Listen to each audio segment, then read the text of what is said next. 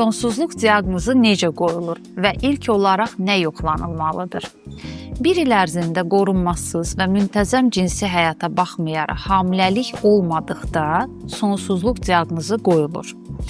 Qadının yaşı 35-dən yuxarıdırsa, bu müddət 6 ay hesab olunur.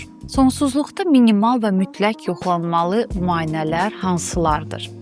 Ultrasəs ilə ovulyasiya kontrolu, yumurtlanma varmı, yoxmu onu bilmək üçün.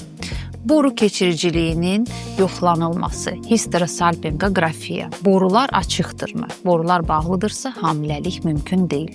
Spermoqramma, kişi faktoru mütləq istisna olunmalıdır. Əlavə olaraq hormonal yoxlanış. TSH hormonu, bilirik ki, tiroid pozğunluğu ovulyasiyanı və hamiləliyi poza bilər. Prolaktin yoxlayırıq, çünki yüksək prolaktin ovulyasiyanı bloklaya bilər.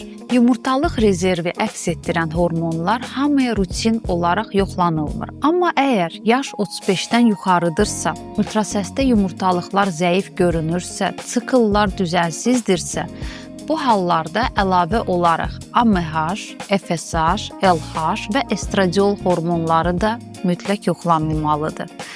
Beləliklə, sonsuzluq müayinəsi çox analizlə yox, düzgün seçilmiş yoxlanışlarla başlamalıdır.